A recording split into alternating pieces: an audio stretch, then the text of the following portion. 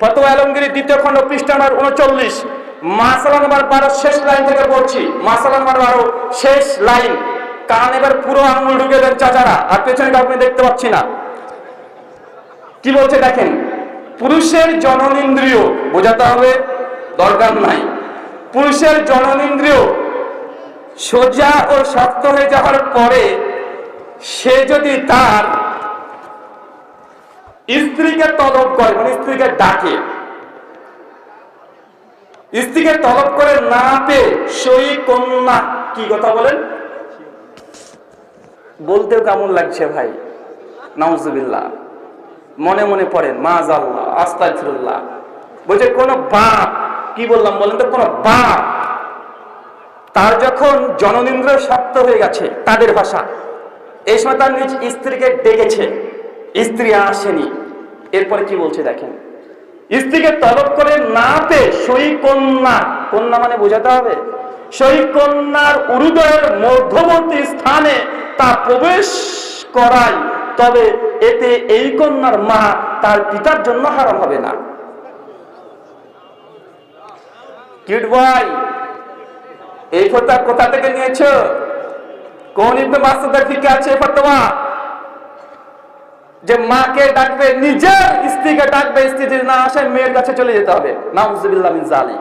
সে যাবেই না, বরং তার 2 পায়ের মধ্যবর্তী জায়গাতে বাপ নাকি লিঙ্গ প্রবেশ করিয়ে দেবে। এটা কোথাকার ফতোয়া? আর পড়বো, আর পড়তে রুচি হচ্ছে না, আর পড়তে রুচি হচ্ছে না। এটা নাকি ইবনে মাসউদের ফতোয়া। সরি, আপনারা প্রত্যেকেই বক্তব্য শুনলেন একটা আহলে হাদিসের একজন বক্তা, নাম হচ্ছে রাহুল ব্রাদার। ফতোয়ায়ে আলমগীরি হানাফি মাযহাবের সবচেয়ে প্রসিদ্ধ ফতোয়ার কিতাব ফতোয়ায়ে আলমগীরি।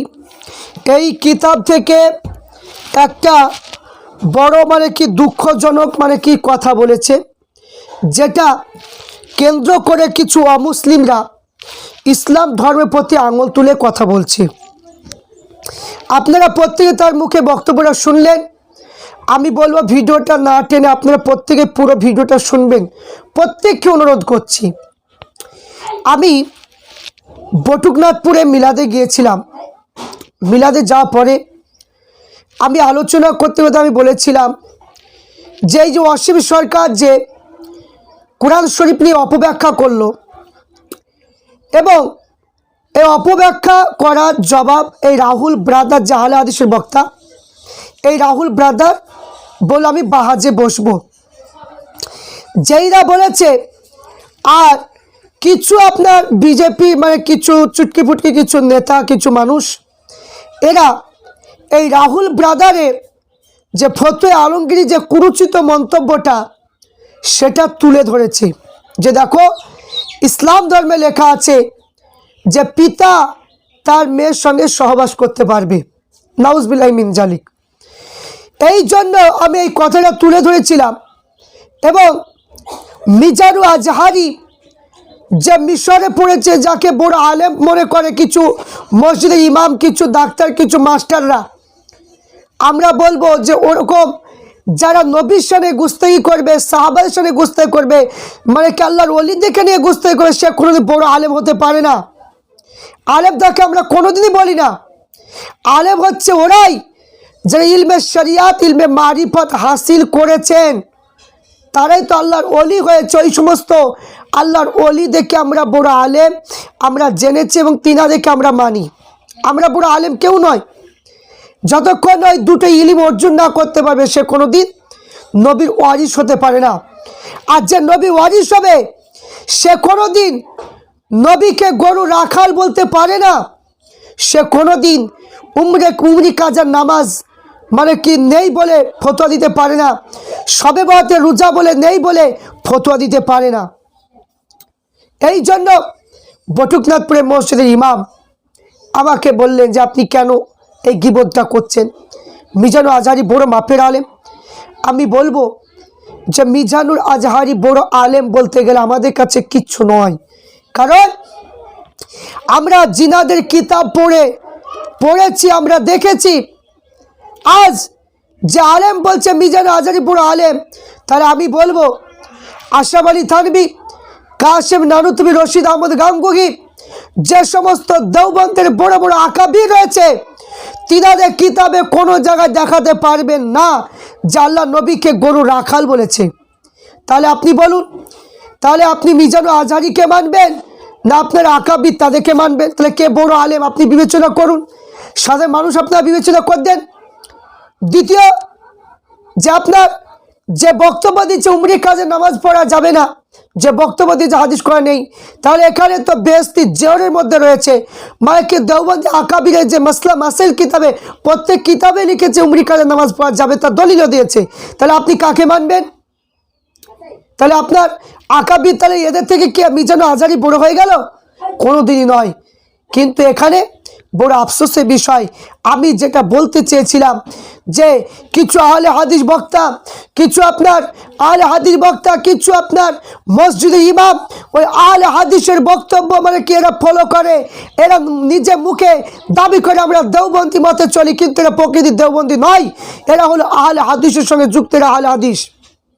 প্রকৃতির দেওবন্দ যদি হতো তাহলে তাদের আকাবিরের কিতাব অনুযায়ী তারা আমল করতো, এরা কিন্তু গোপনে গোপনে আহলে হাদিসের দিক হয়ে ফতোয়া দিচ্ছে। সেই জন্য আমি বললাম যে জালসা মাহফিলে এরা যদি এইরকম মানে বক্তব্য দেয়, তাহলে সেইগুলো আজ অমুসলিমরা দেখবে, দেখার পরে তারা ইসলামকে আমাদের অপমান করবে। বক্তাদের এইসব কথাগুলো বলা কি প্রয়োজন? আমি এই কথা বলেছিলাম, আর এতে কথাটা তুলে ধরলো। তা আমি বলবো যে এইগুলো একদমই না বুঝে সুঝে মানে কথাগুলো তুলে ধরা ঠিক নয়।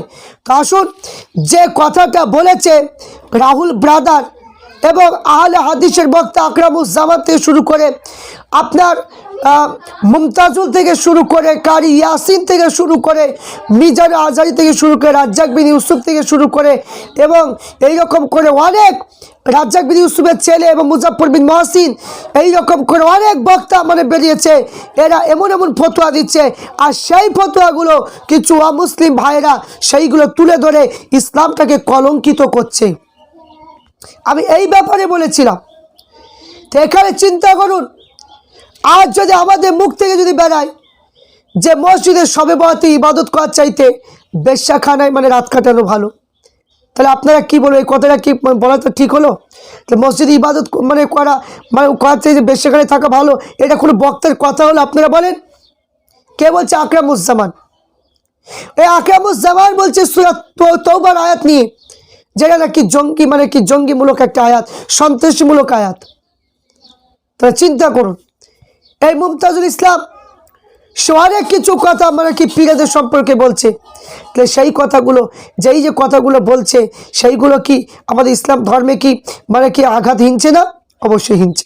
তো আসুন, রাহুল ব্রাদার যে কথাটা বলেছে যে কি যে এখানে পিতা তার মেয়েকে মানে কি সহবাস করতে পারবে, এই যে কথাটা বলেছে, আমি বলবো এটা আহলে সুন্নাত ওয়াল জামাতকে দুর্নাম করার জন্য যে কথাটা বলেছে, এই কথাটা একদম জঘন্য কথা। এই কথার জন্য রাহুল ব্রাদার একে আমরা প্রত্যেকেই ঘৃণা করি। এর সঙ্গে আমাদের মানে ইসলাম ধর্মের মধ্যে এর সঙ্গে কোনো আমাদের সম্পর্ক নেই। এরা 72 ফেরকার মানুষ। তাই হিন্দু সম্প্রদায়ের মানে যারা এই রাহুল ব্রাদারের কথা আহলে হাদিসদের কথাগুলো কেটে কেটে আপনার ছেড়ে জামান নবীকে নিয়ে টার্গেট করছেন, কোরআনকে নিয়ে অপমান করছেন, ইসলামকে নিয়ে ছোট মনে করছেন, আমি বলবো এটা একদমই করবেন না। কারণ তারা হচ্ছে 72 ফেরকার আলেম, এদের সঙ্গে আমাদের কোনো মিল নেই। আপনাদের মধ্যেও যেমন হিন্দু সম্প্রদায়ের মধ্যে যেমন বিভিন্ন মানে ভাগ আছে, আমাদের মধ্যেও ভাগ আছে। তাই ওর কথা শুনে আপনারা কোনোদিনই মানে কি এই ইসলাম ধর্মকে ছোট করতে যাবেন না, কোনোদিন যাবেন না।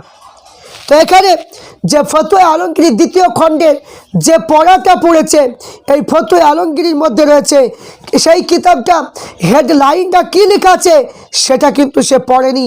সে সামান্য অসীম সরকারের মতো সামান্য একটা মানে লাইন তুলে দিয়ে সে মানে কি মানুষ দেখে নিয়ে বলছে, চাচা আপনারা সব কানে হাত দেন, আমার শুরু হয়ে গেল কথা বলা, যে কী পড়লো।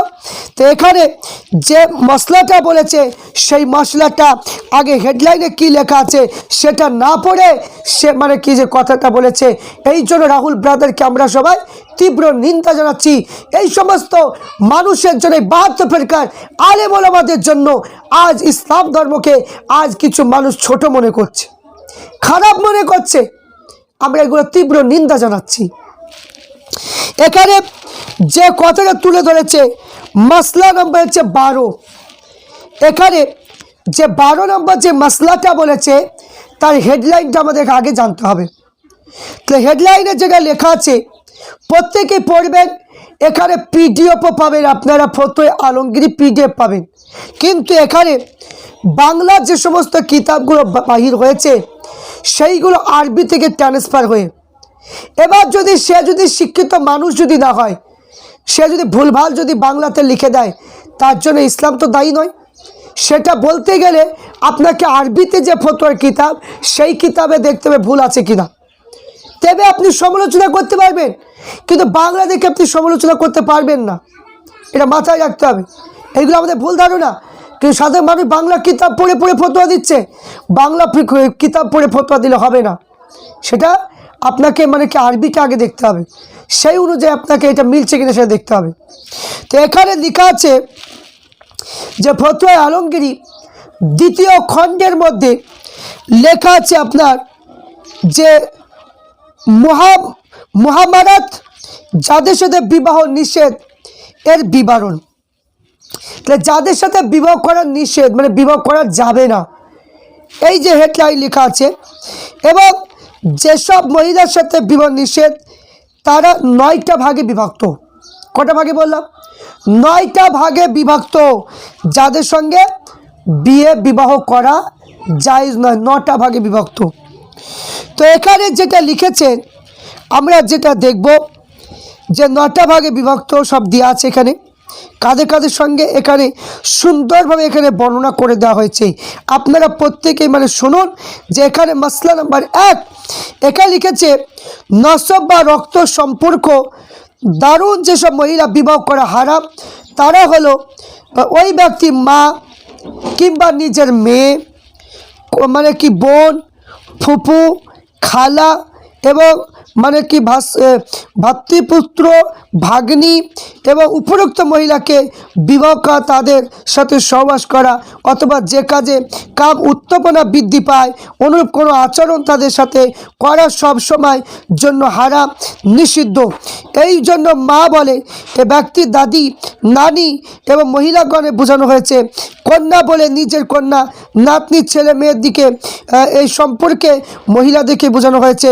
তো এমনভাবে মানে কি যে এখানে ভাগ্নি মানে কথা বলা হয়েছে, এই সম্পর্কে মহিলাদের কথা উল্লেখ করা হয়েছে। তাহলে বুঝতে পারলেন? তা নিজের কন্যা এখানে মানে কি নিজের কন্যার সাথে বিবাহ করাও মানে নিষেধ এবং হারাম, চলবে না। তো এখানে যে অনুচ্ছেদটা বলেছে যে বৈবাহিক সম্পর্ক দরুন যেসব মহিলাকে বিবাহ করা হচ্ছে হারাম, হারাম বলছেন। তো এখানে যে হারাম যে কথাগুলো তুলে ধরা হলো সেই হারামের পয়েন্টগুলো এখানে সুন্দরভাবে বর্ণনা করে দিয়েছে। তো এখানে আপনারা বুঝলেন যে বৈবাহিক সম্পর্ক ধরুন যেসব মহিলা বিবাহ করা হারাম, এবং এখানে সেই 12 নম্বর মশলা যেখানে স্পর্শ করা হয়েছে যেটা তুলে ধরেছে সেই কথাটা হুবহুব যেটা ও পড়েছে, আমি এটা পুরোটা শোনাবো আপনাদেরকে, পুরোটা শোনাবো, আপনারা শুনুন। এখানে বলেছে যে বয়সের বালক সহবাস করতে সক্ষম, এই বয়সে বালক সহবাস প্রাপ্তবয়স্ক পুরুষের সহবাসের মতোই। কি বুঝলেন কথাটা? যে বয়সে বালক সহবাস করতে সক্ষম, এই বয়সে বালক সহবাসে প্রাপ্তবয়স্ক পুরুষের সহবাসের মতোই। কিন্তু এই জাতীয় বয়সে কোনো বালক সহবাস করলে তাতে হুরমত মুস্তাহারা সাব্যস্ত হবে। এবং ফকিগান বলে এমন বালক যার মত বয়সে বালকের সহবাস করে থাকে তারা এই বালক যারা সাধারণ সহবাস করে থাকে যাদের মধ্যে কাম চেতনা সৃষ্টি হয়। এবং যাদের দেখলে মহিলাগণ লজ্জা পায়, ফতোয় কাজী খানে মহিলাকে স্পর্শ করা, মহিলা প্রতি নজর করা কাম উত্তেজনা থাকলে তা ধর্তব্য হবে, পরে কাম উত্তেজনার সৃষ্টি হলে তা ধর্তব্য হবে না। তো স্পর্শ করা, নজর করার পরে যদি কাম উৎপাদনের সৃষ্টি হয় এটা হুরমাত প্রমাণিত হবে না। তাই পুরুষের খাইশাত কাম উত্তেজনার পরিচয় হলো এটাই যে এখানে কি বললেন যে পুরুষের যে খাইশাত কাম উত্তেজনা পরিচয় হলো এটাই যে পুরুষের জনন্ত্র সোজা শক্ত মানে কি হয়ে যাওয়া এবং পূর্বে হতে শক্ত থাকলে আরও বেড়ে যাওয়া, এটা হচ্ছে বিশুদ্ধ মত, এটা হলো বিশুদ্ধ মত। এবং লিখেছে এইবার ফতোয়া দেওয়া হয় যে পুরুষের জনন্ত্র সোজা শক্ত হওয়া যাওয়ার পর সে যদি তার স্ত্রী তলব করে যদি না পেয়ে স্ত্রী কন্যার উরুদয় মধ্যবর্তী স্থানে তা প্রবেশ করায়, তবে এতে এই কন্যার মা তার পিতার জন্য হারাম হবে না যতক্ষণ পর্যন্ত না তার জনন্ত্র আরও বেশি শক্ত হয়। তাই এই বর্ণিত আলামত তখন প্রযোজ্য হবে যে যদি এই পুরুষ লোকটি যুবক এবং সহবাস করে সক্ষম হয়, আর যদি কেউ বৃত্তি বা পুরুষহীনতা হয় তাহলে খাইশাতে আলামত হচ্ছে এই বিষয়ে স্পন্দন না থেকে থাকে। কিন্তু যদি এই বিষয়ে পূর্বে হতে কোনো স্পন্দন মানে কি থেকে থাকে তাহলে আর বিপুল বৃদ্ধি পাওয়া আবশ্যিক। তাহলে কথাটা কি বললেন, এখানে যেটা আমরা পেলাম যে পুরুষের খাইশাত এবং কাম উত্তেজনার মানে কি পরিচয়, এখানে এই কথাটা বলা হয়েছে। কিন্তু এখানে বলা হয়নি যে যে মানে কি পিতা তার মানে কন্যার সঙ্গে সহবাস করার কথা, এটা বলা হয়নি। ফতোয়া মানে কি ফতোয়া পড়তে গেলে জ্ঞান লাগে, জ্ঞান না থাকলে হবে না। আর রাহুল ব্রাদার হচ্ছে একটা বাংলা শিক্ষিত মানুষ, সে ফতোয়া আলমগীর কি করে বুঝবে? তো এই যে কথাটা বলেছে এই কথাতে অনেক ইসলামের ক্ষতি হচ্ছে, সেটা বুঝতে পারছে না।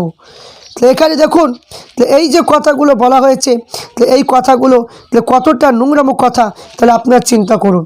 তা আমি বলবো যারা এই ভিডিওটা নিয়ে আপনারা যারা মানে ভিডিও ছাড়ছেন, ইসলামের দুর্নাম করছেন, তাদেরকে প্রত্যেক অনুরোধ করব এইগুলো নিয়ে বাড়াবাড়ি করবেন না। কারণ মাসলা মাসাইল জানতে গেলে শিক্ষিতের প্রয়োজন হয়।